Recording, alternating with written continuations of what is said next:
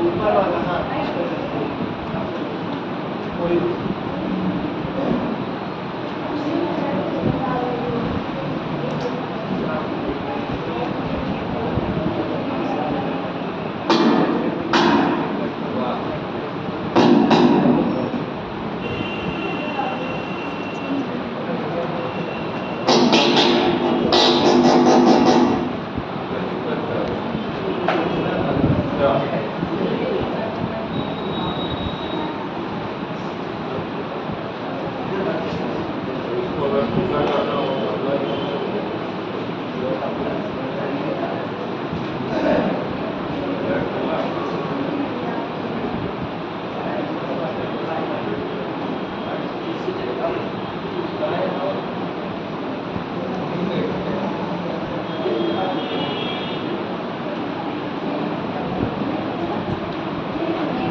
मैंने कहा आपको छोटी सी चीज जैसे हमने ये हो गया पहाड़, क्या हुआ पहाड़। दूसरा क्या हो गया आपका पर्वत, ठीक है। फिर हो गया मान लीजिए पठार। इस सब में क्या करना आपको डिफरेंस बताना, क्या करना डिफरेंस। तो कैसे बताना पड़ेगा, ये सब कैसे पता चलेगा आपको? हाँ ठीक है, क्या है किसी भी क्षेत्र को लेकर अगर 1000 मीटर के तो क्या होगा पहाड़ होगा, लेकिन इसका और उसके ऊपर क्या होगा वो पर्वत होगा। लेकिन इसका क्या होगा, इसका ये ऊपर वाला पोर्शन जो होगा शीर्ष क्या होगा नीला होगा, ठीक है। तो पठार क्या हो गया जो पहाड़ से नीचे और समतल भूमि से, ठीक है। ये हो गया आपका पहाड़ और पर्वत के बीच का पठार। पठार क्या है कि अलग अलग डिक्रेशन के हिसाब से अलग अलग चीजें बदलती रहती है सिचुएशन। जैसे लगता है ना कि हम लोग कहते हैं कि तिब्बत का पठार, तिब्बत का पठार क्या है, लेकिन देखा जाए कभी कभी पहाड़ से क्या करना हो ऊंचा है, लेकिन वही दिखता है उस सिचुएशन, मतलब वहाँ का क्या कंडीशन है, ठीक है। क्या कह रहे हाँ पठार, पठार देखिए हमने क्या बोला, हमारा दक्कन का पठार क्या है, दक्कन का पठार देखा आपने, जो दक्षिण भारत का पठार है वो नीचा भी है, लेकिन हम तिब्बत का पठार देखते हैं तो क्या होता है वो ऊंचाई पर है। कभी कभी अंतर पर्वतीय क्षेत्रों के बीच का पठार क्या होता है वो उसकी ऊंचाई अधिक होती है। जैसे मान लो ये पर्वत है, ये पर्वत, इसके बीच में समतल भूमि क्या हो गई, ये पठार हो गया, ठीक है। लेकिन हम लोग देखते हैं जब हम लोग भारत के उत्तर क्षेत्र से दक्षिण तरफ बढ़ते हैं, मान लीजिए क्या है ये हिमालय है, ठीक है, फिर ये भावर क्षेत्र है, फिर ये मैदान है, फिर आगे ये क्या होता है ये पठार। इसी उत्तर से हम आते हैं दक्षिण की तरफ, ये ना पहले क्या होता है हिमालय पर्वत हुआ, फिर आपका क्या हो गया भावर क्षेत्र हुआ, क्या हुआ ये पर्वत हुआ, फिर यहाँ पर भावर, फिर ये तराई, ठीक है, तराई पर फिर मैदान, मैदान के बाद ये सीक्वेंस में देखना है, ठीक है। चीजें हैं इस तरह, ये छोटी छोटी चीजें कहाँ पता चलेंगी जब आप एनसीईआरटी पढ़ेंगे तो आपको पता चल जाएगा, इसलिए एनसीईआरटी पढ़ना जरूरी है, ठीक है। मैंने कल बताया था चंद्रग्रहण और सूर्यग्रहण बताया था ना, मूल मूल और न्यून। तो बताइए चंद्रग्रहण का सिचुएशन क्या होता है वो यही बताया मुझे, 10 के बताया चंद्रग्रहण में कल मैंने बताया था आपको, सूर्य होगा फिर हाँ सूर्य होगा फिर मून होगा। देखिए मान लीजिए ये सूर्य है, क्या ये सूर्य हो गया, बीच में क्या रहेगा अग्निवाद पृथ्वी रहेगी, इसके बाद चंद्रमा, ठीक है। ये क्या हो गया ये, क्योंकि सूर्य की किरणें क्या आ रही हैं पृथ्वी पर पड़ रही है और उसको, ठीक है। और सूर्य ग्रहण में इसके चंद्रमा बीच में आता है, ध्यान रखना इस चीज का, भूलना नहीं है, ठीक है। ऐसे में कोई डाउट? तो हम लोगों ने कल क्या देखा था,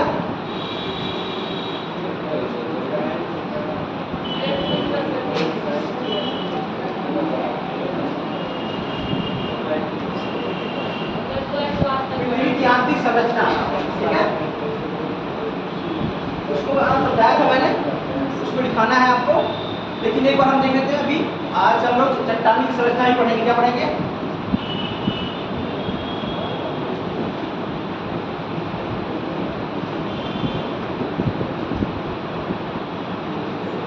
चट्टान की संरचना, चट्टान कैसे बनता है, रॉक कैसे बनती है,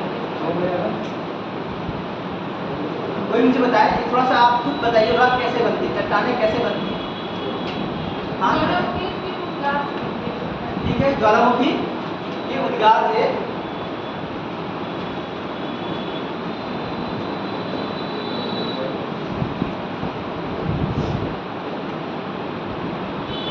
ज्वालामुखी उद्गार जब होता है तो क्या होता है, उससे लावा निकलता है।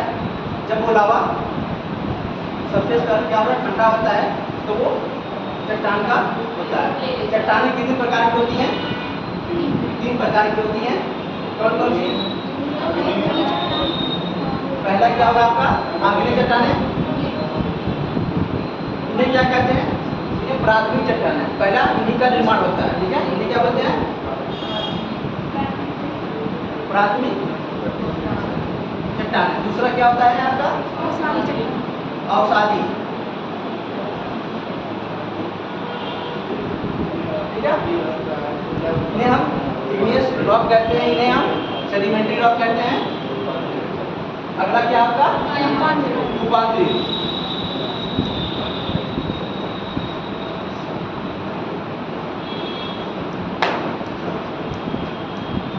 ठीक है। अवसादी चट्टानें को भी हम क्या कहते हैं? परतदार चट्टानें भी बोलते हैं। क्या बोलते हैं? परतदार चट्टानें। क्यों बोलते हैं? देखिए, शुरुआत में क्या होता है, आग्नेय चट्टानें होती है, ज्वालामुखी उद्गार के जब पृथ्वी की उत्पत्ति हुई उस समय भी ये चीजें, ठीक है। उसके बाद जब पृथ्वी को ज्वालामुखी उद्गार होने के बाद चट्टानें, इनकी प्राथमिक चट्टानें जब इनकी फूट होती है, क्या जिनमें अक्षय, अपरदन, विरोजन और क्या होता है, विभेदनीय होता है, तो इसके बाद क्या होती है, वो टुकड़ों के रूप में वो एक जगह से दूसरी जगह जाती हैं। क्या होती हैं? कहीं डिपोजिट होती हैं, कहीं नदी, अगर नदी क्या करती है, नदी भी अगर इनको टूट करती है तो भी नदी क्या करती है, लेके जाकर कहीं पर डिपोजिट करती है। हवा क्या करती है, हवा भी तोड़ती है।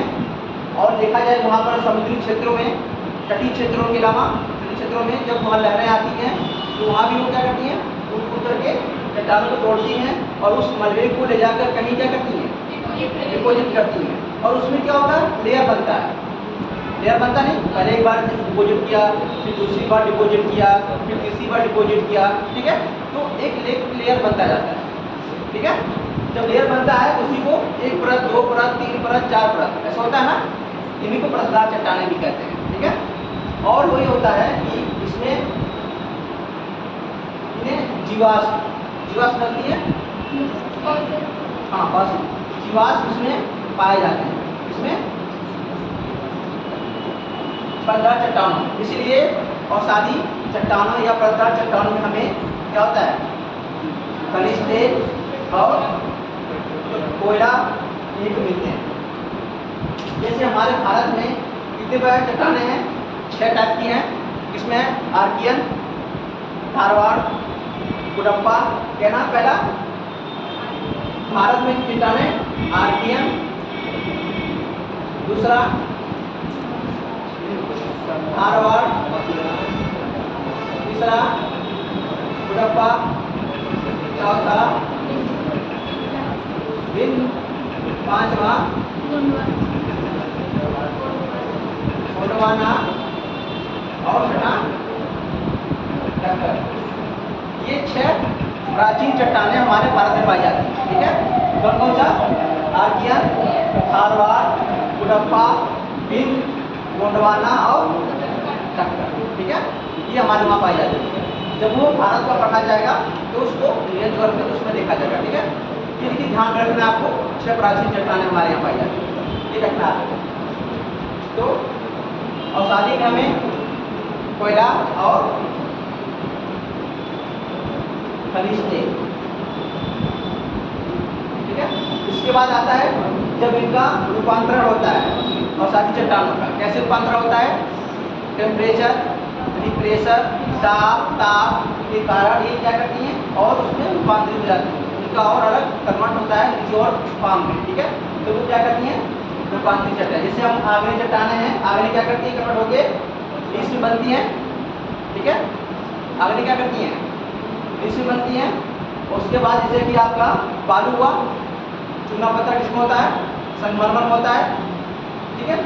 ये इस तरह एक चट्टान दूसरे चट्टान में उनके ताप और उनके प्रेशर की वजह से वो कन्वर्ट होती रहती है, ठीक है। तो ये 3 टाइप का होता है इसमें।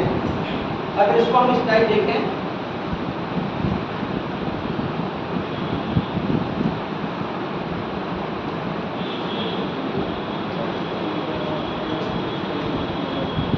एक साइकिल है, मान लीजिए आग्नेय हो गया, क्या होगा, आग्नेय हो गया, ठीक है।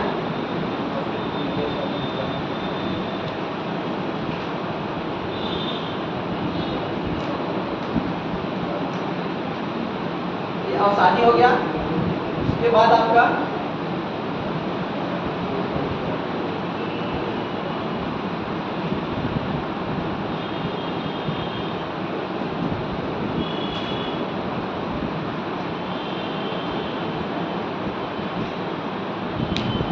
आग्नेय किसमें कन्वर्ट होती है, अवसादी। क्या होता है इनका अपरदन और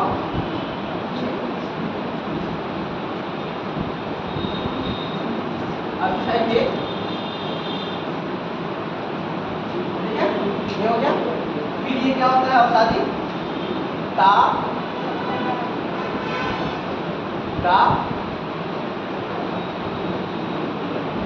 के कारण ये रूपांतरित होती है, ठीक है। रूपांतरित कब होता है, रूपांतरित आग्नेय कब कन्वर्ट होता है, अति मतलब अधिक, अधिक ताप और दाब, ठीक है। अधिक ताप और दाब के कारण जो मलबा होता है वो किसमें कन्वर्ट होता है, लावा। लावा का क्या होता है, विगार होता है। विगार होके फिर क्या होता है, ये, ठीक है। एक साइकिल है, क्या है, एक चक्र है।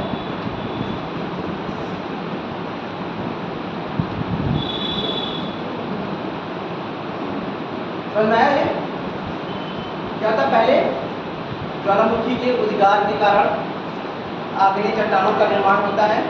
उसके बाद उनमें अपरदन अक्षय के कारण क्या होता है, वो अवसादी चट्टानों में कन्वर्ट होती हैं। फिर अवसादी चट्टानें क्या होती हैं, अधिक ताप और दाब के कारण क्या होता है, वो रूपांतरित होती हैं। फिर रूपांतरित चट्टानें जो होती हैं वो अधिक ताप और दाब प्रेशर के कारण क्या होता है, वो लावा में कन्वर्ट होकर फिर वो उनका उद्गार होता है, फिर वो आग्नेय चट्टानों में, प्राथमिक चट्टानों में हो जाता है। यानी ये क्या है, उनका साइकिल, ये चलता रहता है, ठीक है। ऐसा में और इनका महत्व क्या है, चट्टानों का, चट्टानें हमारे लिए कितनी इंपॉर्टेंट है, मृदा का, यानी हमारे मृदा का निर्माण क्या होता है, ये शुरू होता है।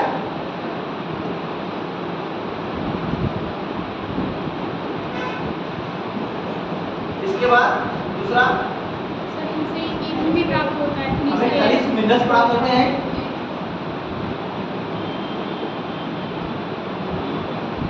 और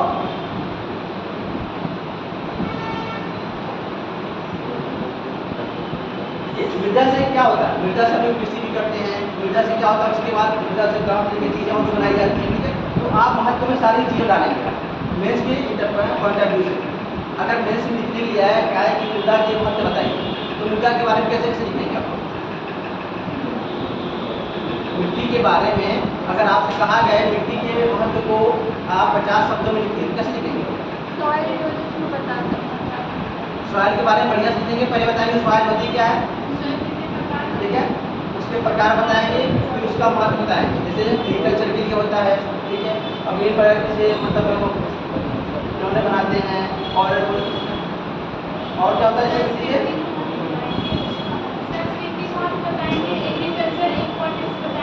हाँ, बनवाला भी डालेंगे, बन के लिए भी रहेगा।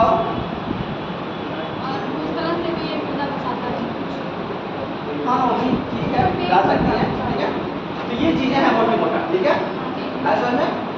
तो ये चट्टान है, चट्टान के महत्व है ये। इसके पहले हमने बताया था पृथ्वी का संरचना, इसको हमको आपको क्या करना है, दिखाना है। उसमें क्या था पहले उस वाले में क्रिटिकल सर्जा में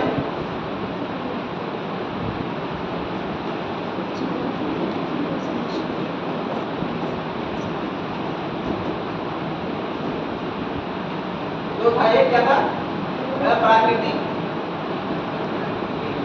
संसाधन या साधन।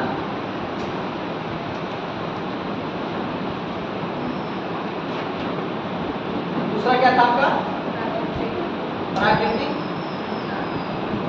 साधन। इस वाले में कौन कौन से आ जाएंगे?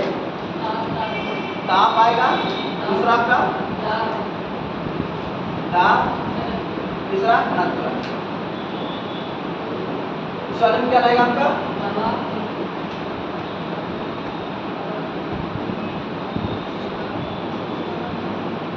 ज्वालामुखी, दूसरा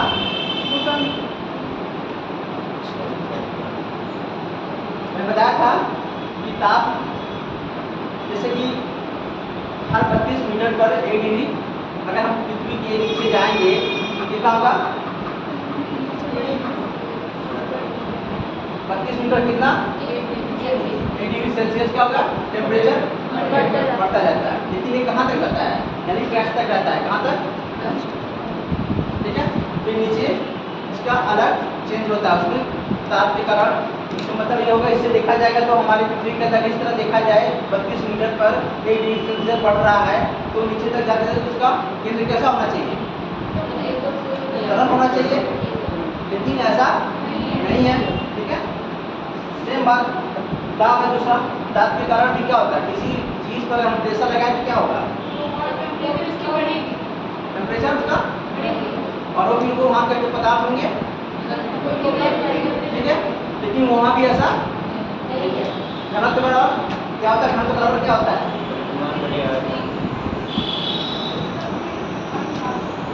तापमान बटे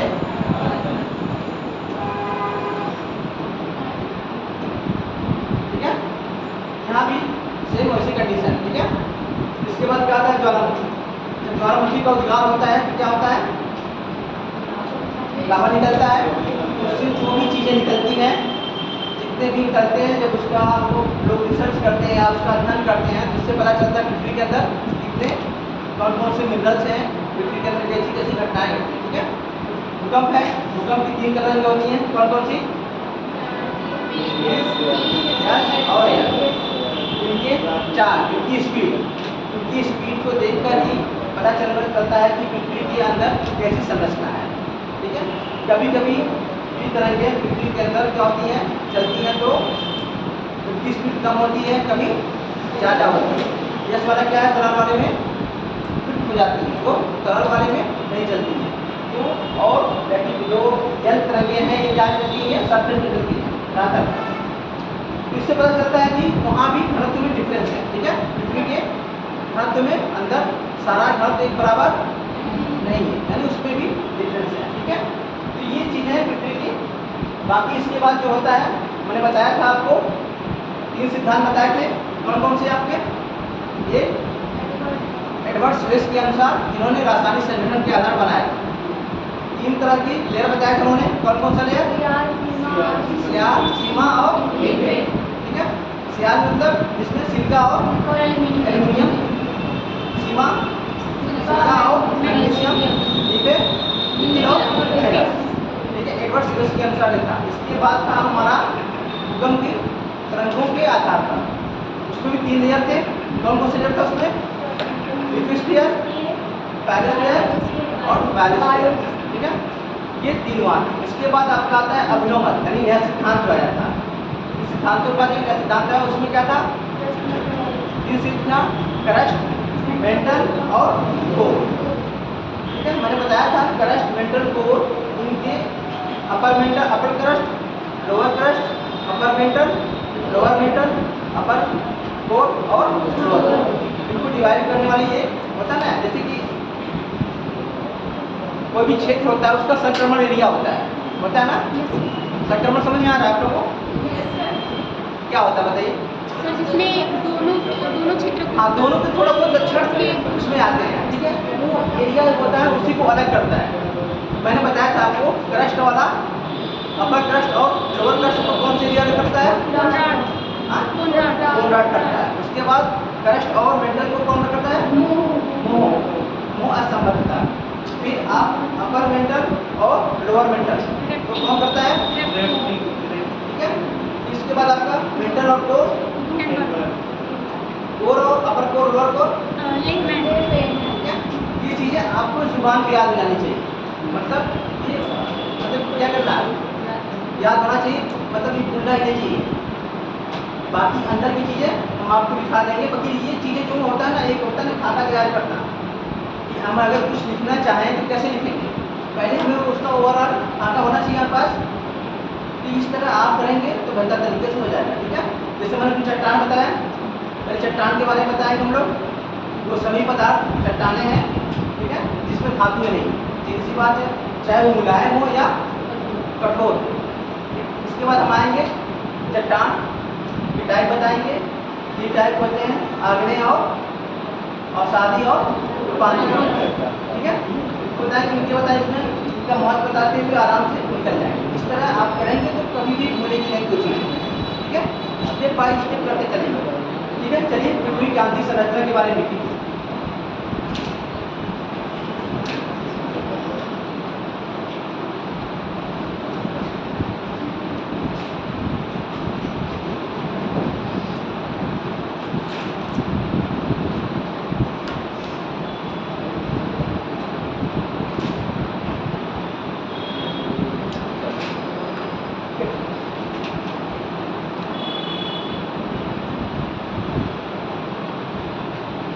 पृथ्वी के धरातल पर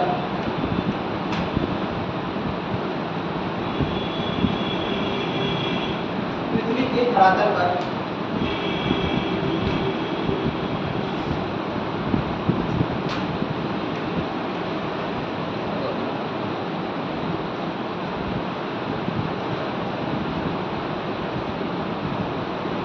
विभिन्न प्रकार की स्कर्तियां पाई जाती हैं। विभिन्न प्रकार की स्कर्तियां पाई जाती हैं।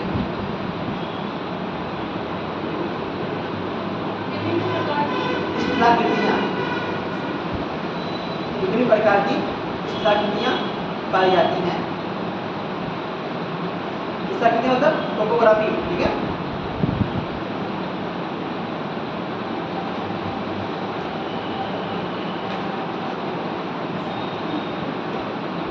जो पृथ्वी की आंतरिक संरचना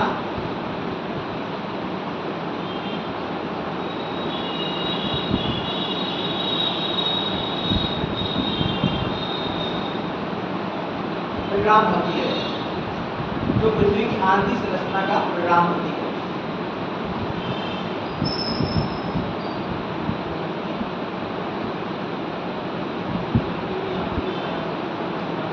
परिणाम होती है।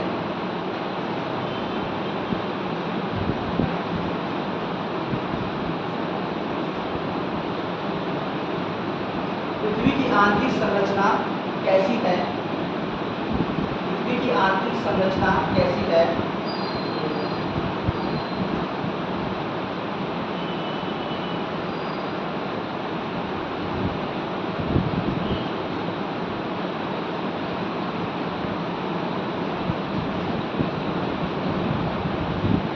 इस संबंध में जानकारी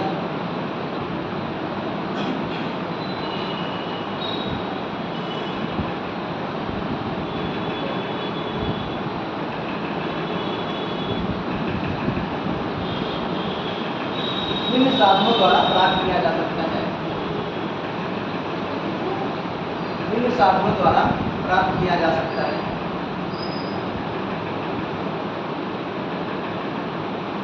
पहला है प्राकृतिक साधन।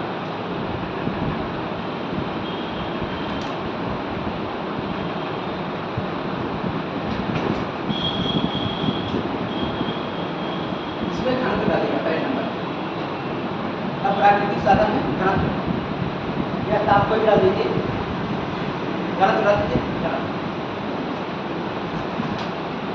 पृथ्वी का औसत घनत्व,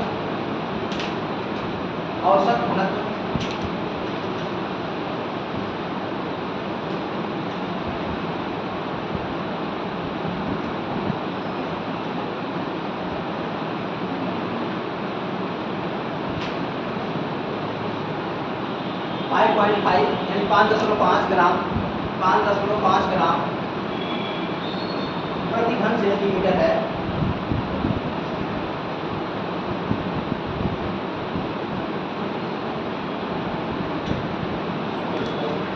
पाँच ग्राम प्रति घन सेंटीमीटर है। इसकी वाह परत यानी बाहरी परत, इसकी बाहरी परत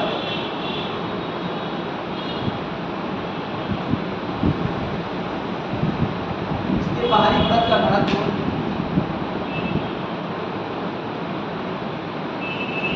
3 ग्राम प्रति घन सेंटीमीटर।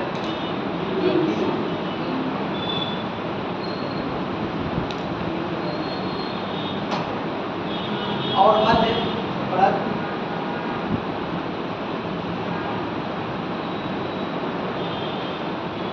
5 ग्राम प्रति घन सेंटीमीटर।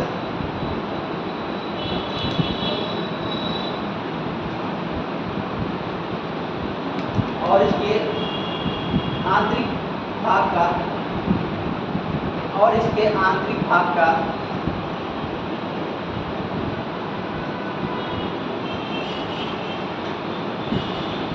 घनत्व, इसके आंतरिक भाग का घनत्व 11 से 13.5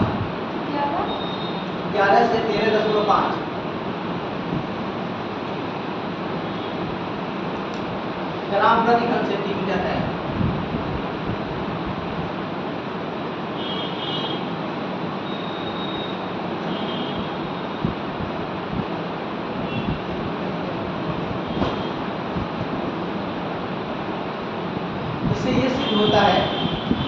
इससे ये सिद्ध होता है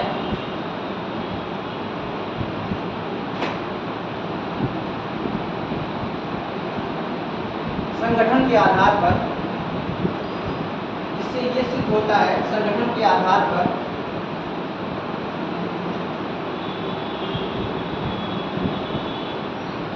पृथ्वी की आंतरिक संरचना कई भागों में विभक्त है या विभाजित है।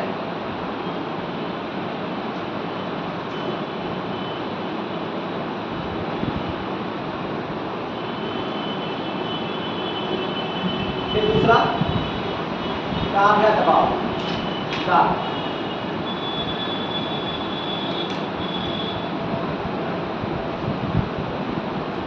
दूसरा दाब बढ़ने से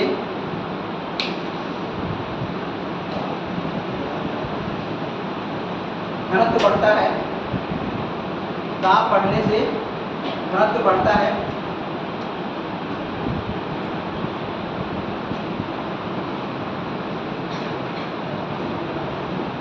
लेकिन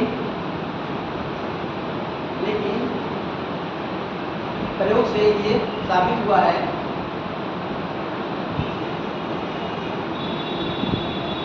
पृथ्वी के आंतरिक भाग के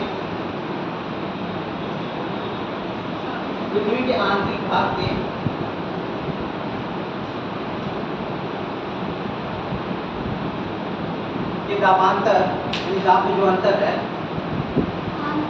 दाबांतर, पृथ्वी के आंतरिक भाग के दाबांतर यानी दाब में जो अंतर है, ठीक है। दाबांतर का संरक्षण करने क्या होगा? अंतर, ठीक है। दाबांतर दबाव के कारण न होकर वहाँ पाए जाने वाले पदार्थों की अधिक घनत्व के कारण है। न होकर वहाँ पाए जाने वाले, आप लोग एड्रेस जल्दी ले लीजिए जल्दी से, ठीक है। जितना जल्दी हो एड्रेस ले लीजिए आप लोग। अब मैप को ज़्यादा देखते रहिए। पाए जाने वाले पदार्थों के घनत्व के कारण है। ये भी जैसे देखिए भी गल्फ कंट्री में क्या चल रहा है, टेंशन चल रही है गल्फ कंट्री में, तो वहाँ का आपको क्या करना, वहाँ का मैप बहुत अच्छे से देखना। जैसे ये है, क्या नाम है, ये एरिया है आपका रेड सी है, और ये क्या मेडिटेरियन सी है। इस एरिया को आपको क्या करना है, जरूर गिनना है। इससे एग्जाम में 2 क्वेश्चन आएंगे। हर हाल में, क्योंकि ये करंट का मुद्दा है। ठीक है, क्या करना आपको? सऊदी अरब देखना है, जॉर्डन देखना है, इजराइल देखना है, फिलिपीन देखना है, सीरिया देखनी है, इराक देखना है, कहाँ पर है, और लेबनान देखना है। ठीक है, ईरान देखना है। ठीक है, ये सब चीज़ों को ध्यान से देखकर करना पड़ेगा आपको। ठीक है, अगला देखिए, तापमान। ताप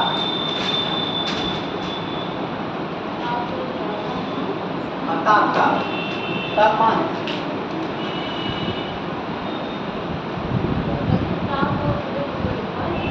ताप ताप तीसरा नंबर।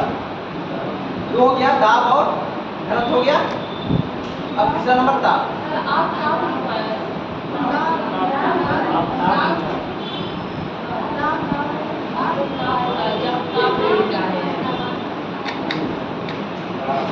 ये कोई बात नहीं, उसको एक लाइन कर दीजिए। ठीक है,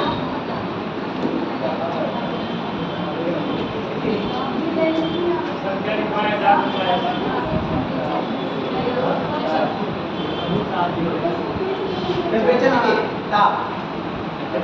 हाँ,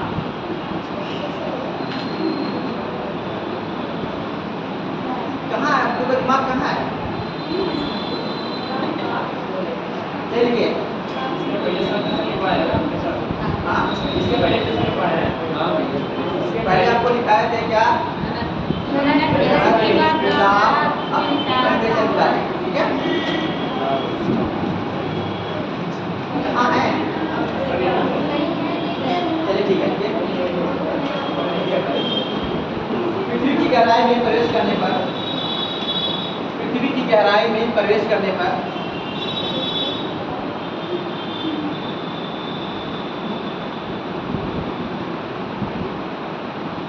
प्रति 32 मीटर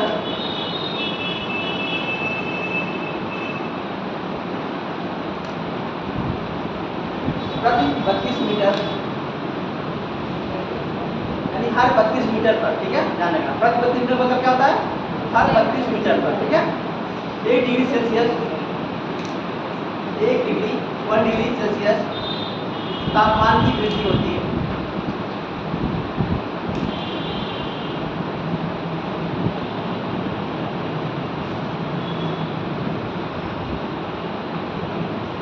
तापमान की वृद्धि होती है, परंतु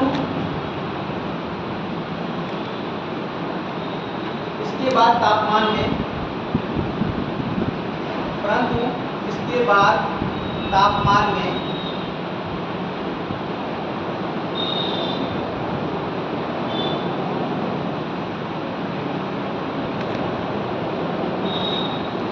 गहराई के साथ परंतु इसके बाद तापमान में गहराई के साथ वृद्धि दर कम हो जाती है। जो वृद्धि हो रही थी हर 32 मीटर पे डिग्री सेल्सियस, वो एक समय के बाद क्या होता है, लगभग 8 किलोमीटर या किलोमीटर की चलता है। उसके बाद क्या होता है, गहराई के साथ इसका क्या होता है, वो ये वृद्धि कंटिन्यू नहीं रहती है, वो रुक जाती है। ठीक है, असल में कम हो जाती है। प्रथम 100 किलोमीटर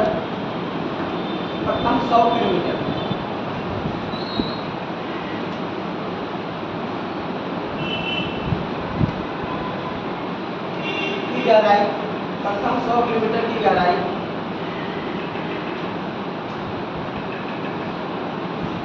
में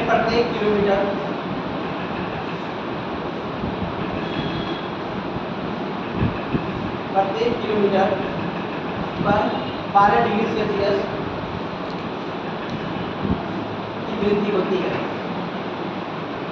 पहले क्या होता था, 12 डिग्री सेल्सियस की वृद्धि होती है तापमान की। पहले क्या था, 32 मीटर पर 1 डिग्री था, फिर उसके बाद 8 किलोमीटर तक क्या था, उसका ये प्रोसेस चलता है। उसके बाद क्या होता है, फिर वो उस गहराई को फिर चेंजिंग हो जाती है। ठीक है, कहाँ तक रहता है प्रोसेस, कहाँ तक रहता है, मतलब बैठते तक रहता है कि हो सकती है? देखिए, जब हम पढ़ेंगे अभी, जब करंट और मेंटल पढ़ेंगे ना, करंट और मेंटल की ऊपरी लेयर में एथमोस्फेयर पाया जाता है। ठीक है, क्या बनाता है इसके? मान लीजिए एक क्रस्ट का हो गया, क्या हो गया ये क्रस्ट हो गया और ये मेंटल हो गया। तो यहीं पर क्या होगा? एथमोस्फेयर क्या होता है?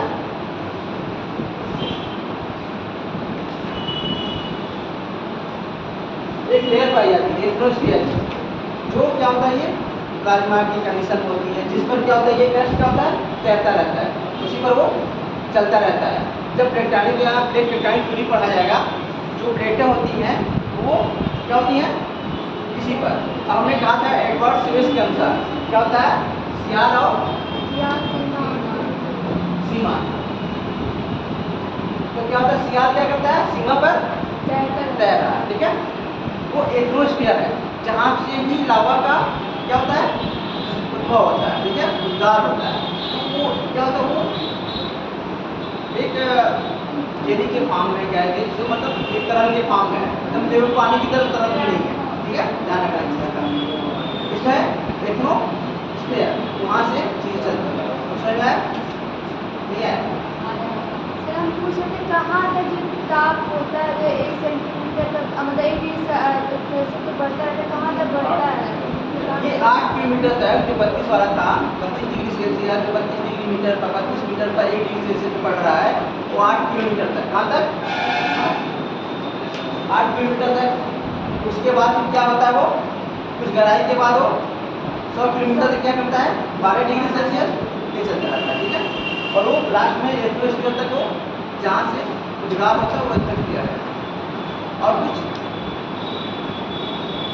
जो भी डाउट पूछा करिए, शांतिपूर्वक नहीं बैठना है। ठीक है, जो भी डाउट आपके पास है, आपको समझ में नहीं आ रहा है तो आप पूछिए उसको। ये समझने वाली चीज़ है, रटने वाली चीज़ नहीं है। इतिहास नहीं है कि रटना है। ये 1857 क्रांति है, ये कब का मतलब आपका लखनऊ से बेगम हजरत महल थी, फिर वहाँ फैजाबाद से कौन थे? अहमदुल्ला खान थे, बरेली से खान बहादुर थे। ये रटना पड़ेगा ना। इसमें क्या है? इसमें रटना नहीं पड़ेगा, ये आपको क्या करना है? सीखना पड़ेगा, समझना पड़ेगा। ठीक है, चट्टानों के बारे में आपको एक अच्छे से पढ़ना है, उसको समझना है और अपने हैंड राइटिंग में और अपनी राइटिंग स्किल इसको लिखना है। ठीक है, ये हो गया। और किसी को डाउट कुछ? कैसे उद्गार होता है? आज ही इधर से ये ज्वालामुखी का उद्गार मैग्मा क्रस्ट के बीच में होता है। हाँ, और ये भी देखना हार्ट स्पॉट कहाँ पर है। एटमॉस्फेयर में होता है ना, मतलब जो ज्वालामुखी जो हाँ, बढ़िया पीछे। एटमॉस्फेयर में मिडोस्फीयर में होता है। ठीक है, एटमॉस्फेयर होता है वो तो जिम्मेदार होता ही है। ठीक है, हाँ ठीक है।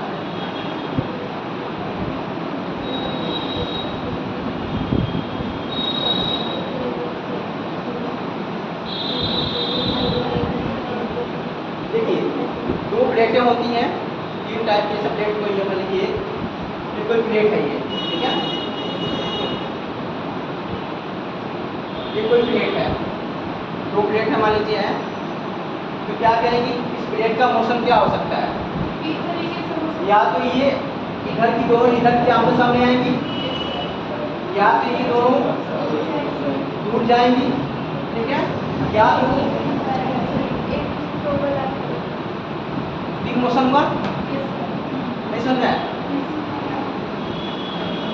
या तो दोनों प्लेटें एक दूसरे के नजदीक आएंगी, या तो एक दूसरे से दूर जाएंगी, या तो ऊपर नीचे पैरेलल जाएंगी। ठीक है, तो इनको कहते हैं, इसका पहले ये विनाशी प्लेट क्या होते हैं? जो आमने सामने आएंगी, आमने सामने आएंगी। जो भारी होगा वो क्या करेगा? नीचे चला जाएगा। वो नीचे चला जाएगा। ठीक है, जब नीचे जाएगा और ये उसके ऊपर आएगा, हैवी और भारी प्लेटें हैं, दबाव पड़ेगा। जब दबाव पड़ेगा तो क्या होगा? घनत्व ज़्यादा होने के बाद क्या होगा? ये पदार्थ क्या होगा? पिघलने लगेगा। पिघलने लगेगा ना। इसके बाद जब पिघलने लगेगा, अगर यहाँ की चट्टानें क्या होंगी? कमजोर होंगी। तो क्या होगा? इनको ये तोड़कर बाहर निकलेंगे, जिससे क्या होगा? लावा बाहर आएगा, ठीक है। उस टाइम जब हम ज्वालामुखी पढ़ाएंगे तब ये सब चीज़ें होती हैं, लेकिन फिर भी आपने पूछ लिया बता दे रहा है, ठीक है। होगा ये या तो हो गया, ये केंद्रीय उद्भेदन हो गया इसका। इसके बाद क्या होगा, मान लीजिए दो प्लेटें एक दूसरे के क्या हो रही हैं,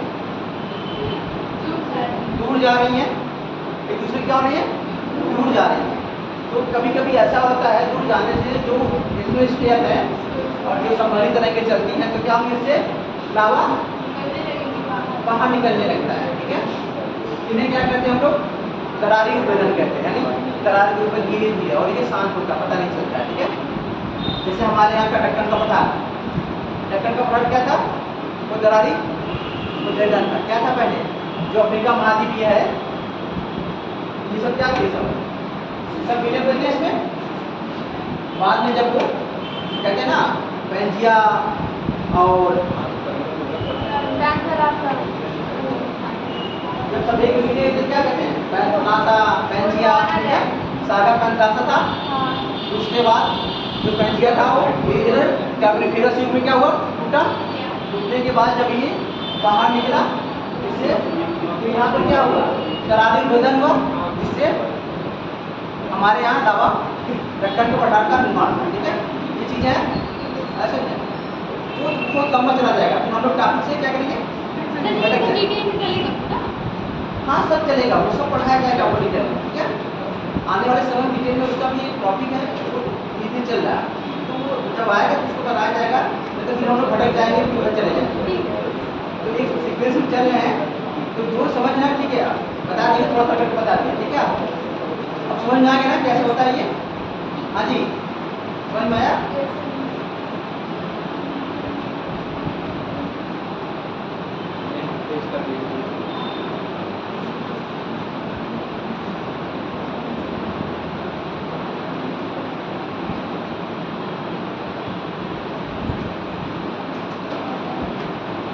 क्या लिखा है इसके कागज,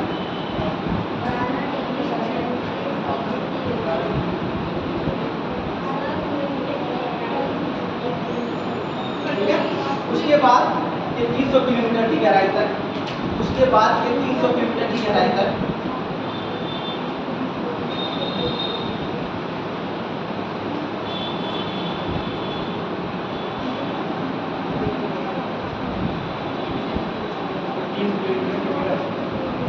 किलोमीटर की गहराई तक प्रत्येक 2 किलोमीटर पर,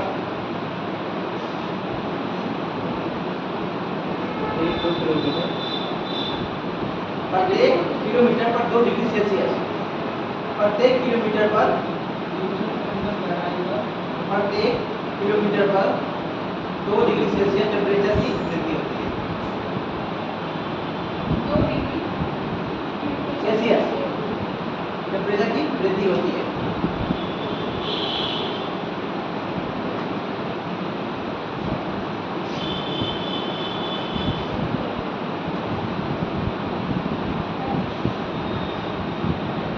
ठीक है, इससे पृथ्वी के आंतरिक भाग से, इससे पृथ्वी के आंतरिक भाग से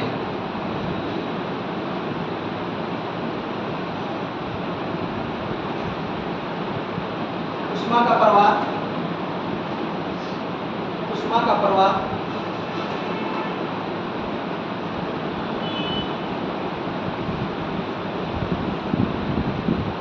बाहर की ओर, ऊपर की ओर या बाहर की ओर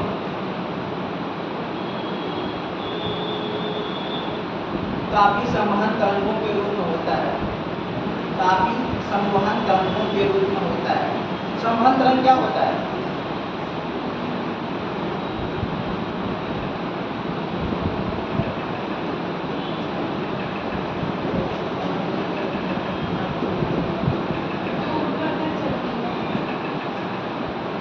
ये क्या करती है, सीधा ऊपर की तरफ चलती है।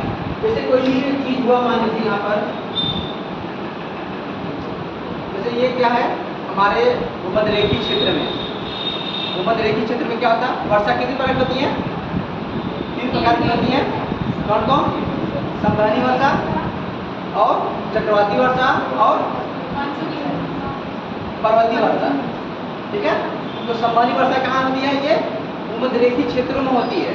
यहाँ क्या होता है? टेम्परेचर बढ़ता है, यहाँ का जो जल होता है वाष्प बन के ऊपर उठता है, ठीक है। फिर ऊपर उठने के बाद फैलता है, फिर ठंडा होता है, फिर यहीं पर बारिश हो जाती है, ठीक है। फिर संवहनी तरंगें मतलब ऊपर की तरफ चलती हैं, उसको मतलब कोई भी डिस्टर्बेंस की जरूरत नहीं होती, यानी कोई भी हवा चलने की जरूरत नहीं होती, ठीक है। धीरे से ऊपर उठी, ठंडा हुई और बारिश कर दी। जब वो हम लोग पढ़ेंगे तो उस टाइम बारिश वाला भी नहीं किया जाएगा। तो अंदर भी क्या करती हैं, जहाँ वो मेल्टिंग पॉइंट होता है, जहाँ कोई पदार्थ लावा या मैग्मा होता है, ठीक है, तो उसमें क्या होता है, वाष्प निकलता है और वो जाकर वो कर्स्ट पर क्या करते हैं, फोर्स करते हैं। और वो फोर्स इस तरह करते हैं ताकि वो अगर वो कर्स्ट क्या हो, कमजोर है, वीक है, तो उस फोर्स को तोड़ के ऊपर चले जाएंगे।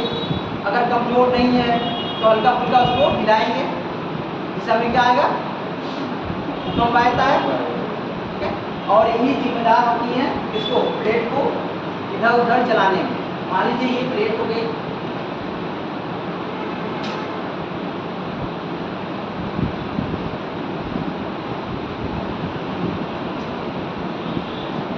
यहाँ पर होंगी, फिर या तो इधर जाएंगे या तो उधर जाएंगी, टकरा कर या तो इधर जाएंगी या तो उधर जाएंगी।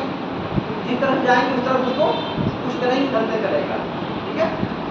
ये हो गया आपका, चलिए समझ में आ गया।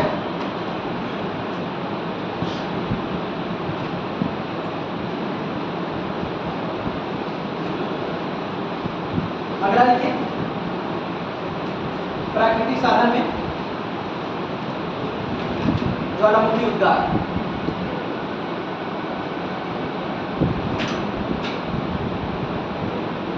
प्राकृतिक साधन ज्वालामुखी उद्गार, ज्वालामुखी उद्गार।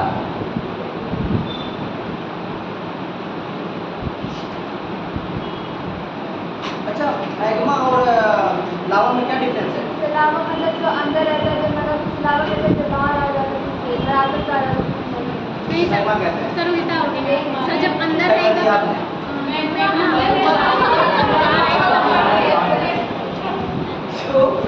जो धरती के नीचे यानी पृथ्वी के नीचे रहता है, क्या कहते हैं उसको? मैग्मा। जब से ही बाहर आता है वो क्या होता है? लावा हो जाता है, ठीक है। पढ़ी है लेकिन आप एक बार उसको रिवाइज करिए, ठीक है। इस चीज को किसी चीज में पारंगत होने के लिए क्या करना पड़ता है, हमें बार बार उसको पढ़ना पड़ता है। इसलिए हम कहते हैं आप लोगों को मैप क्यों कहना, देखने के लिए। मैप देखेंगे तो आपको पता चल जाएगा कौन सा देश किस महाद्वीप में है, ठीक है, कौन सा देश किस महाद्वीप में। इसलिए एग्जाम में क्या पूछता है, 2 क्वेश्चन तो आपको ऑलरेडी मिल जाते हैं, मिलते हैं ना। या तो कैपिटल पूछ लिया, एक सीक्वेंस में दे दिया देश और एक कॉलम में दे दिया कैपिटल, उसको मैच करने के लिए बोल दिया। वो वहाँ मैच करना ये कब कर पाएंगे आप लोग, जब आप लोगों को याद रहेगा, ठीक है। दूसरी बात ये होगी, दे देता है कभी एक तरफ आपको ये कोई भी चीज़ दे दिया, मान लीजिए आपका महाद्वीप दे दिया, एक तरफ आपको कुछ देगा कई 4 देश दे दिए, 4 देश कहता है इसमें से कौन सा देश इस महाद्वीप में स्थित है। तो आपको क्या करना पड़ेगा, पहले वहाँ कॉन्टिनेंटल वाइज क्या करना पड़ेगा, हमें देश देखना पड़ेगा और सीक्वेंस में देखना पड़ेगा। मैंने जैसे आपको बताया था दक्षिणी अमेरिका का, तो पहले से देखिए आप क्लॉक वाइज चलिए या एंटी क्लॉक वाइज चलिए, ठीक है। एंटी क्लॉक वाइज चलते हैं तो क्या फ्रेंच गुयाना, ठीक है, सुरीनाम, वेनेजुएला, कोलंबिया, इसके बाद आपका इक्वाडोर, फिर आपका बोलिविया, फिर इसके बाद चिली, इसके बाद अर्जेंटीना, फिर आपका मॉन्टेवीडियो, क्या उरुग्वे, पैराग्वे, ब्राजील। तो आपको सीक्वेंस में चल के चीज़ों को जानना और ये भी देखना है कि कौन इसमें रेड लॉक है और कौन नहीं है। नॉन रेड लॉक है गोवा पर कौन कौन से दक्षिण अमेरिका में, और कौन सा दूसरा, बोलिविया, ठीक है। ये हो गया। इसलिए पहले आपको हम देश दिखा रहे हैं, उसके बाद फिर हम आपको माउंटेन दिखाएंगे, ठीक है। माउंटेन को देखना, फिर उसके बाद रिवर, एक एक करके देखना है, ऐसे नहीं कि मतलब सारी चीज़ें एक ही साथ दिखा दिया जाए, ठीक है।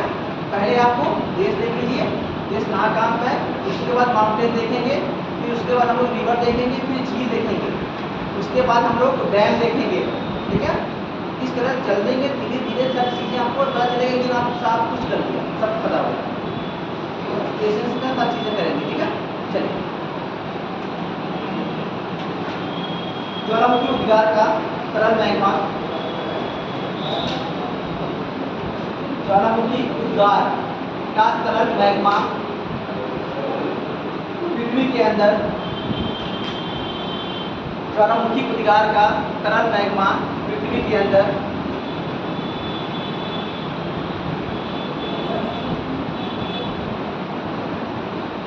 किसी न किसी भाग को, किसी न किसी भाग को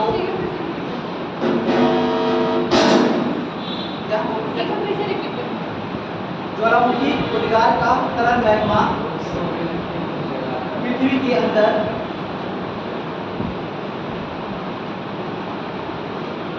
किसी न किसी भाग को, पृथ्वी के अंदर किसी न किसी भाग को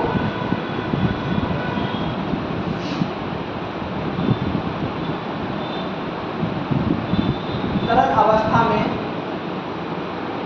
होने को सिद्ध करता है। किसी न किसी भाग को तरल अवस्था में होने को सिद्ध करता है, यानी ये बताता है कि उद्गार कि कोई न कोई पृथ्वी के अंदर ऐसा भाग है जो तरल अवस्था में है। ठीक है, इससे हमें पता चलता है। किंतु आंतरिक भाग में, किंतु आंतरिक भाग में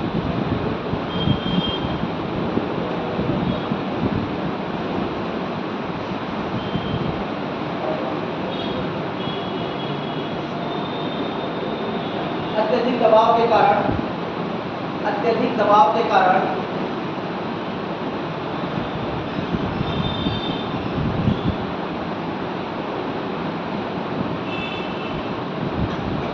चट्टानों की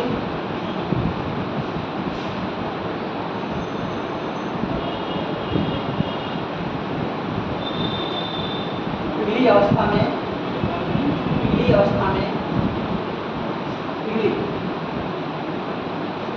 नहीं रहने देगा,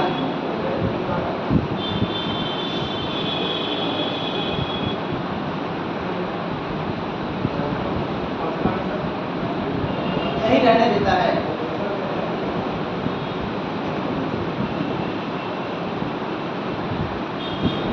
ठीक है, दूसरा भूकंपीय लहरों के कारण, किसी भूकंप वाला भी कर लीजिए। भूकंपीय लहरों के कारण हमें पृथ्वी के आंतरिक, हाँ भूकंप वाला रिसीव कर लीजिए। भूकंपीय लहरों के कारण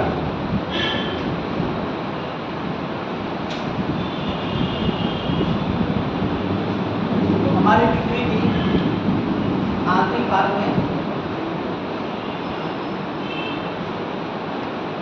हमारी पृथ्वी के आंतरिक भाग में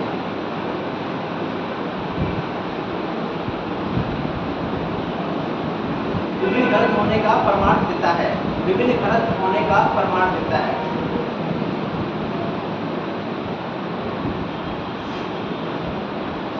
क्योंकि इनकी तरंगें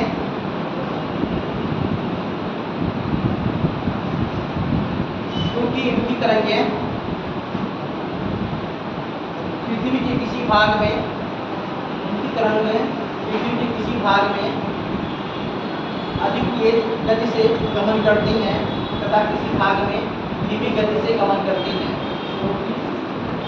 किसी भाग में अधिक तेज गति से गमन करती हैं तथा किसी और भाग में धीमी गति से गमन करती हैं।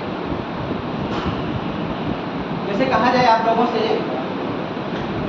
एक मतलब आपके पास मान लीजिए स्कूटी है, क्या है, स्कूटी है आपके पास, और एक मतलब सड़क है और क्या है वो ओपन है, मतलब कोई गैदरिंग नहीं है, कोई भी भीड़ नहीं है सड़क पर, तो आपकी स्पीड कैसी रहेगी? स्पीड 60 भी रहेगी, ऊपर भी रहेगी। ठीक है, अगर कहीं मार्केट में आ गए तो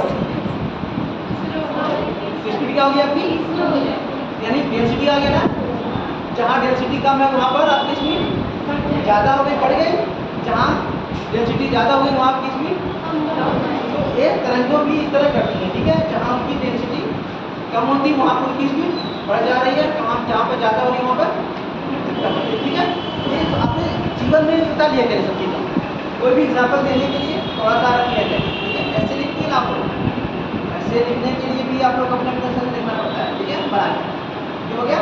सर भूकंप वाला वैसे पढ़ाई नहीं तो भूकंप वाला भी पढ़ाया जाएगा, अभी पढ़ाई नहीं किया है, बस खाली आपको पृथ्वी की आंतरिक संरचना के बारे में थोड़ा थोड़ा बताया जाएगा कि कैसे कैसे जानकारी होगी।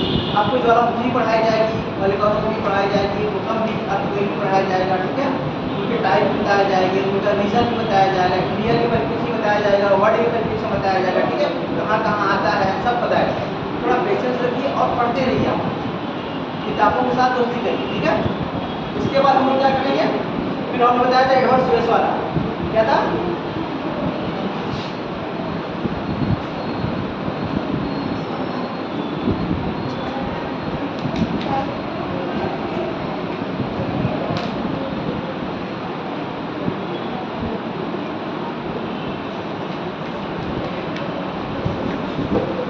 एडवर्स यूएस क्या कहते थे, रासायनिक संगठन के आधार पर पृथ्वी के आंतरिक भाग की जानकारी देते हैं। ठीक है, देखिए एडवर्ड यूएस के अनुसार पृथ्वी के आंतरिक भाग में कार्य,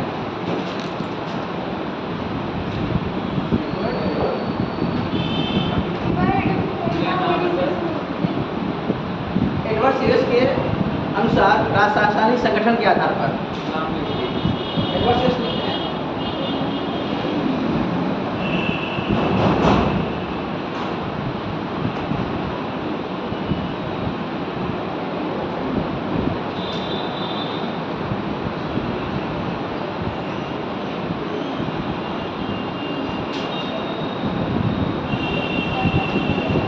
एडवर्ड यूएस के अनुसार रासायनिक संगठन के आधार पर पृथ्वी के 3 भागों में बांटा गया है। पृथ्वी को 3 भागों में बांटा गया है। पहला क्या है, सियार,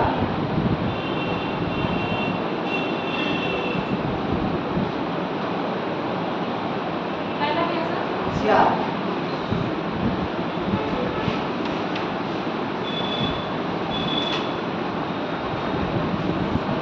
ठीक है, प्रतदार शैलों के नीचे, प्रतदार शैलों के नीचे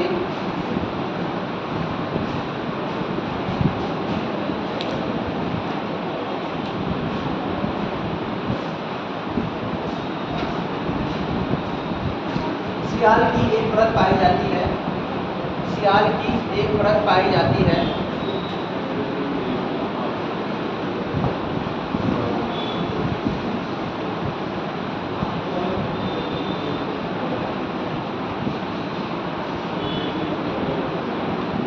इसमें सिलिका और एल्युमिनियम की मात्रा होती है। इसमें सिलिका और एल्युमिनियम, सिलिका और एल्युमिनियम की मात्रा होती है।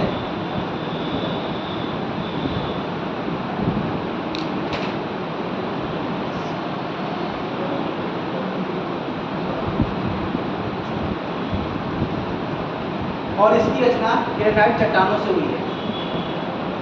और इसकी रचना क्या है, ग्रेनाइट चट्टानों से हुई है।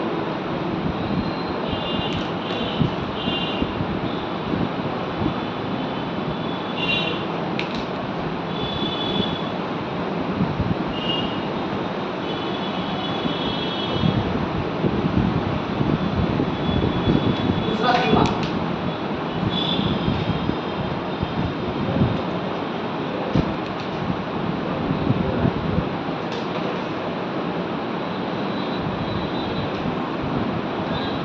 सियाल के नीचे जो परत पाई जाती है उसे सीमा कहा जाता है। सियाल के नीचे जो परत पाई जाती है उसे सीमा की परत कही जाती है।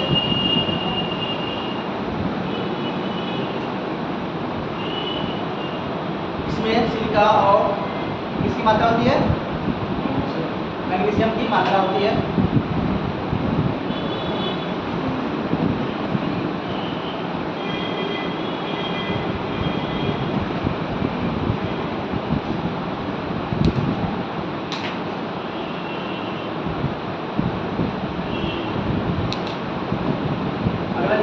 नीफे नीफे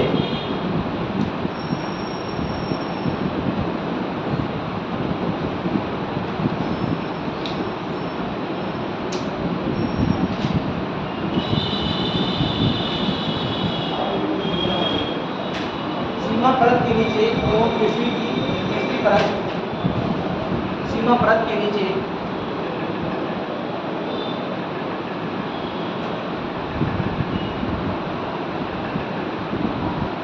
पृथ्वी की तीसरी एवं अंतिम परत, पृथ्वी की तीसरी एवं अंतिम परत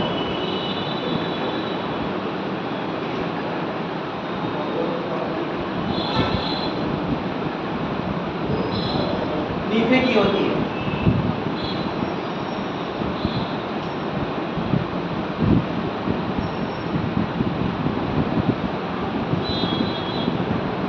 इसकी रचना में इसकी मात्रा होती है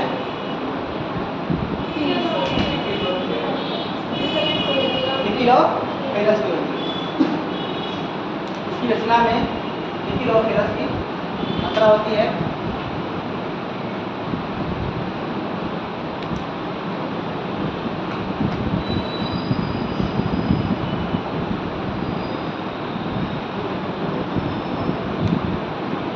ये परत कठोर धातुओं से बनी है। ये परत कठोर धातुओं से बनी है।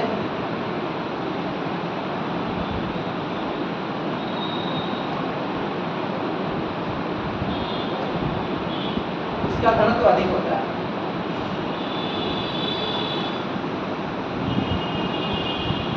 इसके बाद मैंने क्या समझाया था?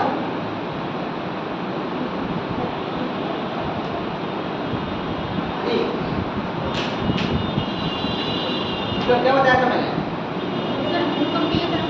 भूकंपीय तरंगों के आधार पर।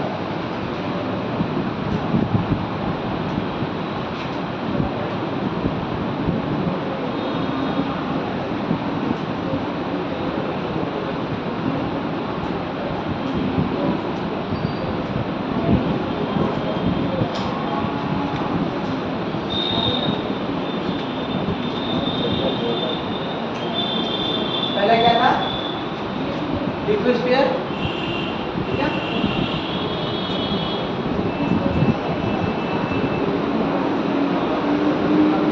दूसरा आपका क्या था?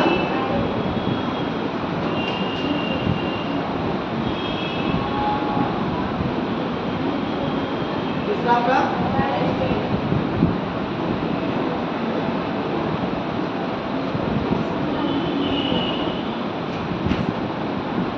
याद होता जा रहा है ना?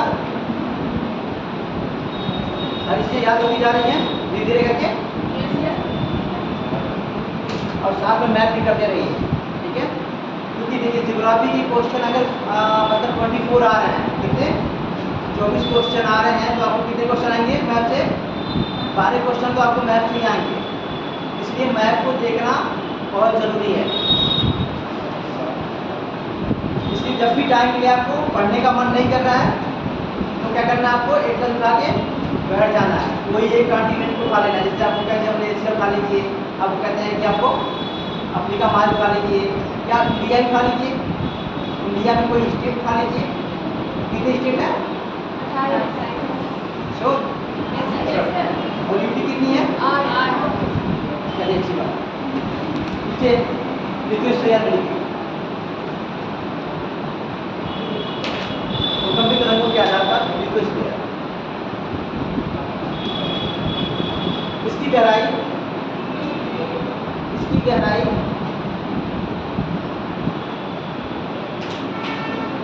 लगभग 200 किलोमीटर मानी जाती है।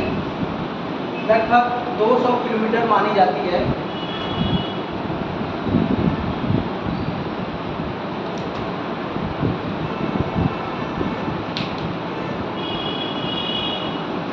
इसमें ग्रेनाइट चट्टान की अधिकता होती है। इसमें ग्रेनाइट चट्टान की अधिकता होती है।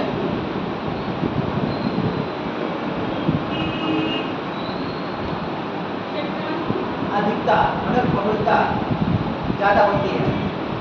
इसमें सिलिका और एल्यूमिनियम की मात्रा भी पाई जाती है। सिलिका और एल्यूमिनियम मात्रा भी पाई जाती है।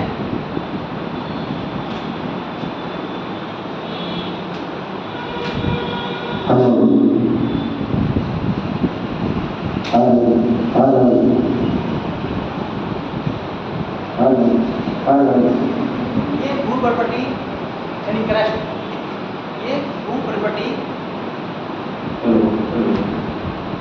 एवं मेंटल ये ऊपरी भाग से मिलकर बनी होती है। और मेंटल मेंटल जैसे हमने बताया आपको, ये जो है ये क्या क्रस्ट हो गया, ये आपका ये क्रस्ट हो गया, ये आपका क्रस्ट है। और ये क्या आपका मेंटल, इसका थोड़ा सा लेयर देंगे पूरा, ठीक है, पूरा ये क्या लिटमोस्फेयर है, ठीक है। मेंटल का थोड़ा सा ऊपर और पूरा क्रस्ट का, ये तीन क्रस्ट को भूपर्पटी कहते हैं, ध्यान रखो। आवाज जा रही है ना, इसका यूज करें। हाँ जी, इसका आवाज जा रही है। चलिए आगे लिखिए, पायरोस्फीयर। पायरोस्फीयर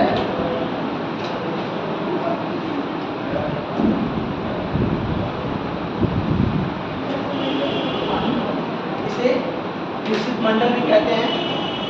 मिश्रित यानी दोनों मिक्स है, ठीक है। मिश्रित मंडल, मिश्रित मंडल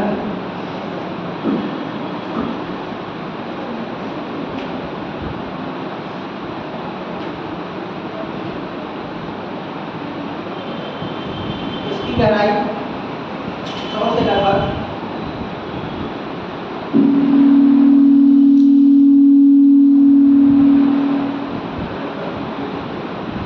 2500 किलोमीटर तक होती है। 2500 किलोमीटर तक होती है।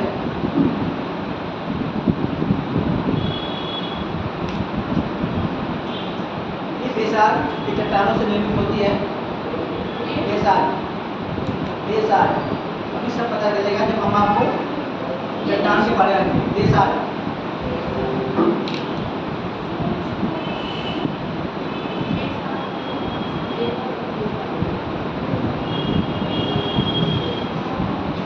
बेसाल होता है ग्रेनाइट, आग्नेय, ये सब अभी जब हम रात पढ़ेंगे तो इसमें सारी चीजें क्लियर होंगी, ठीक है। आपको आसान हो गई बात, अभी से रखिए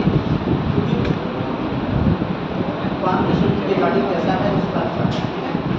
इसलिए थोड़ा सा है इधर उधर हो गया पाँच पाँच, तो पहले चट्टान पढ़ाते हैं फिर चीज करते हैं, लेकिन तो और की वजह से थोड़ा सा चलता है, ठीक है। ये बेसाल से निर्मित है और इसका घनत्व 5.6 है।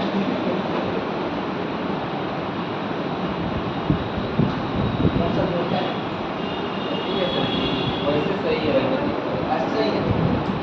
ओके, जो बता रहा है आवाज असला है आपको, आवाज बनती है, अच्छा आवाज बदल रही है, आवाज बनती है क्लास में। आ जाएगा, ठीक कोई बात नहीं। अगला बैरिस्फीयर, बैरोस्फीयर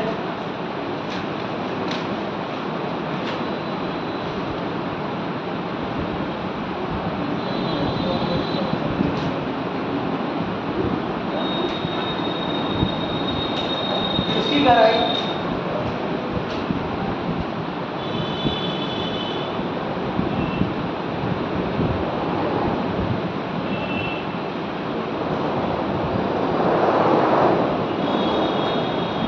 लगभग 2900 किलोमीटर से लेकर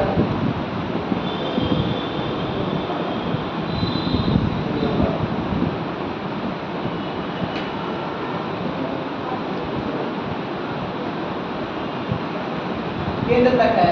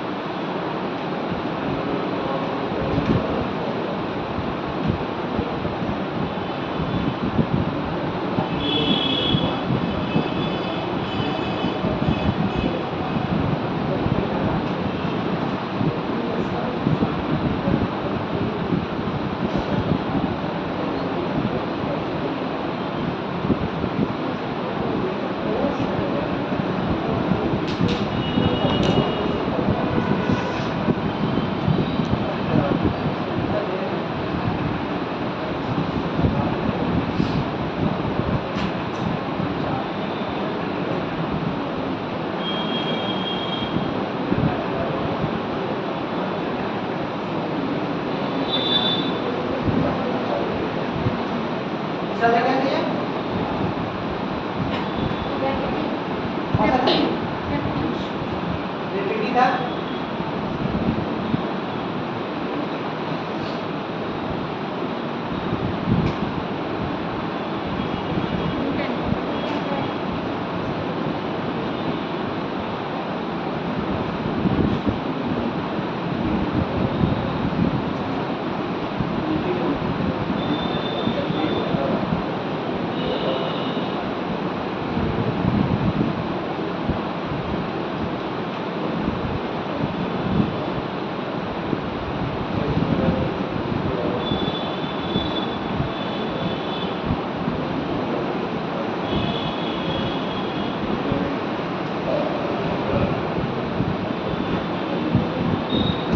इसको भी बनाइएगा। क्या लिखा है मैंने? क्या लिखा है? हाँ, केंद्र तक होता है, ठीक है। इस प्रति का घनत्व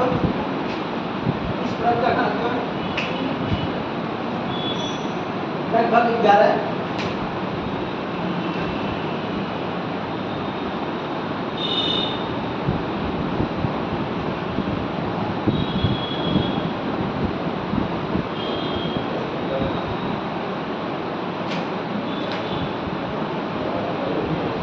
क्या ग्राम प्रति घन सेंटीमीटर होता है। ग्राम प्रति घन सेंटीमीटर होता है। इसकी रचना में लोहे और निकेल की मात्रा ज्यादा होती है।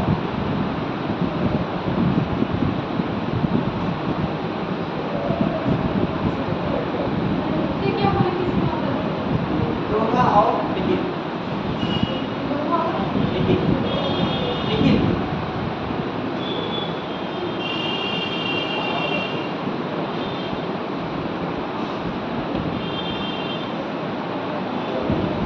ये तो भूकंप के आधार हो गया था।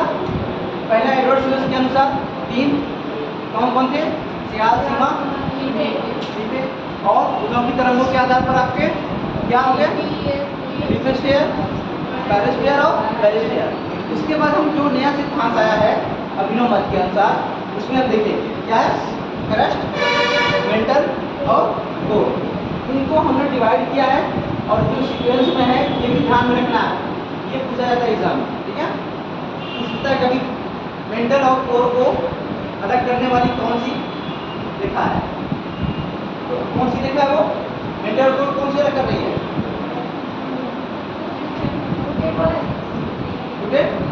अलग कर रही है, ठीक है। कभी पूछता है कि अक्सर एक पूछा था, मोह वाला पूछता है अक्सर, ठीक है। जो आपको क्रस्ट और मेंटल को क्या कर रही है? अलग कर रही है। अक्सर यही पूछा गया है, जब पूछा गया, लेकिन आपको सारा याद करके रखना है, ठीक है। और सीक्वेंस भी याद करना है। ये मतलब एक बार सीक्वेंस रखेंगे तो किसी भूलेगा नहीं। सीक्वेंस रखने से वो चीज़ें भूलेंगी नहीं, ठीक है। तो हम लोग अभिनव मत के अनुसार पहला क्या है? क्रस्ट है। दूसरा आपका मेंटल, तीसरा आपका कोर। चलिए लिखते हैं। अभिनव मत के अनुसार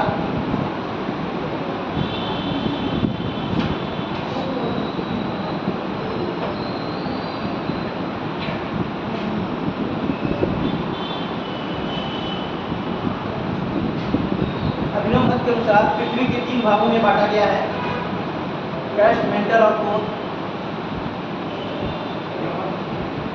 क्रस्ट, मेंटल और कोर।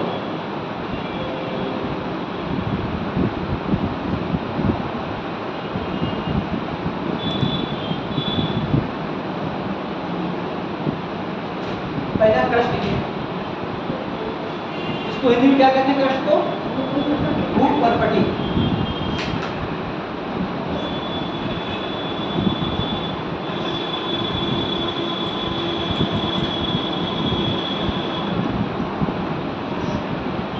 ये पृथ्वी का सबसे बाहरी एवं ठोस परत होती है। ये पृथ्वी का सबसे बाहरी एवं ठोस परत होती है।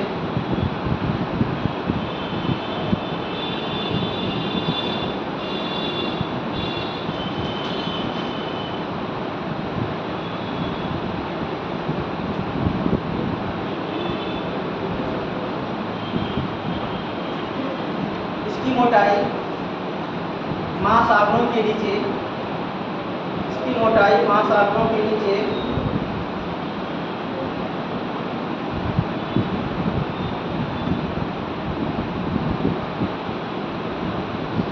लगभग औसत रूप से 5 किलोमीटर होती है।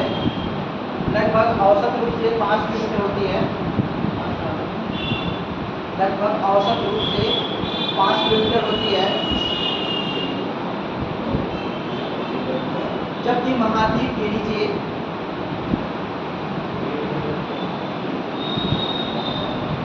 लगभग 30 किलोमीटर होती है।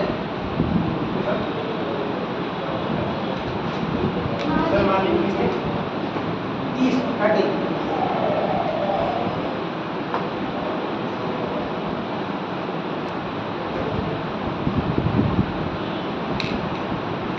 भूकंपी लहरों की गति के अंतर के कारण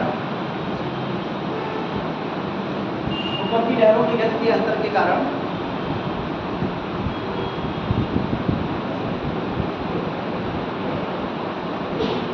क्रस्ट को 2 भागों में बांटा गया। ऊपरी क्रस्ट और निचली क्रस्ट, ठीक है।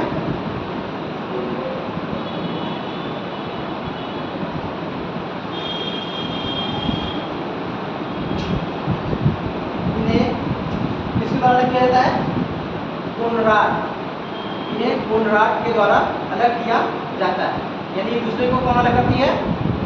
कोनराड को लिखा है कोनराड।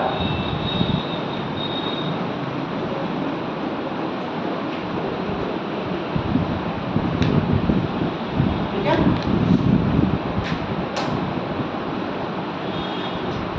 बाकी जो बचा है अभी इसमें थोड़ा बचा है, ठीक है। सर आगे बैठिए और इसको पढ़ के जरूर आइए एक बार। हम चाह रहे हैं आप मुझसे पूछिए, क्योंकि आप लोग पढ़ नहीं रहे हैं इसका मतलब आप लोग मुझसे क्वेश्चन नहीं पूछ रहे हैं। आप पढ़िए घर पे जाकर, ताकि आपको कुछ डाउट हो और मुझसे जाकर पूछिए। ठीक है, ये मौका नहीं मिलेगा, ठीक है, ऐसा में, ठीक है। देखिए प्रथम श्रेणी की चॉइस में क्या क्या आते हैं? प्रथम श्रेणी की चॉइस में क्या क्या आते हैं? महाद्वीप और महासागर। लिख लिया करिए कहीं साइड में कॉर्नर पर, जो भी बोलते हैं थोड़ा सा कॉर्नर पे लिख दिया करिए। प्रथम श्रेणी की चॉइस में महाद्वीप और महासागर। द्वितीय श्रेणी की चॉइस में पर्वत पठार और मैदान पूछा जाता है, इसलिए बोल है कहीं साइड में। प्रथम श्रेणी की चॉइस में महाद्वीप और महासागर। द्वितीय श्रेणी की चॉइस में कहीं कॉर्नर लिखा करिए, कुछ भी बोल देना है तो उसको साइड में लिख दिया करिए, ठीक है। द्वितीय श्रेणी की चॉइस में पर्वत पठार और मैदान। तृतीय श्रेणी की चॉइस में क्या आते हैं? जो बाहरी शक्तियां हैं, जैसे वायु द्वारा, जल द्वारा, इनसे निर्मित स्थलाकृतियां, बाहरी शक्तियों के द्वारा निर्मित स्थलाकृतियां तृतीय श्रेणी की चॉइस में आएंगे। जैसे क्या हो गया? मैदान हो गया। मैदान कैसे हो गया? जैसे नदियों द्वारा निर्मित मैदान को क्या कहेंगे? तृतीय वाले रखेंगे हम। प्रथम वाले में महाद्वीप और महासागर, द्वितीय में पर्वत पठार और मैदान, तृतीय में बाहरी शक्तियाँ। बाहरी शक्तियों में क्या क्या आएंगे? हिमानी, जल, वायु, ठीक है। क्या आएंगे? प्रदन द्वारा काट छाट कर जो शक्तियाँ निर्माण करती हैं वो तृतीय श्रेणी की चॉइस में सम्मिलित किया जाता है, ठीक है। ये ध्यान रखिए। जो भी कुछ और कल का क्या रहेगा होमवर्क? उत्तरी अमेरिका, दक्षिणी अमेरिका का पूरा देश का अपना नाम, कैपिटल, ठीक है, करना काटी। एक बार हिमालय वाला क्या हुआ? हिमालय वाला की श्रेणी पे आता है। क्या? हिमालय वाला की श्रेणी पे आता है। हिमानी का हिमालय वाला मतलब की श्रेणी पे आता है। हिमानी वाला में जब निर्मित होगा तो क्या होगा? किस दिन आएगा? हिमानी जब काटी छाटती है तो क्या होगा? चीर भी बनते हैं ना चीर। हिमानी पिघलती तो क्या होता है? चीर बनता है। जब हिमानी सरकती है तो क्या होता है? नीचे का कटाव करती है चट्टानों का, तो जो घाटियाँ बनती है वो क्या होती है? वो कृत्रिम है, ठीक है। उसके द्वारा जो भी नीचे बनाया जाता है, कहीं डिपोजिट किया जाता है, तो वो भी क्या होगा? वो कृत्रिम वाले हैं, ठीक है। यानी बाहरी शक्तियाँ जो भी हैं उनके द्वारा जो भी स्थितियाँ निर्मित हो रही हैं वो आपको इसी श्रेणी में रखना है, ठीक है। प्रथम में महाद्वीप महासागर, दूसरा में पर्वत पठार और मैदान, तीसरे में बारिश होती है, ठीक है। ये ध्यान रखना, ठीक है। और ये उत्तरी अमेरिका, दक्षिणी अमेरिका, कर्क का टॉपिक है, गणित का चट्टान है। हाँ, दोनों करना, दोनों पूछेंगे कल। और ये भी ध्यान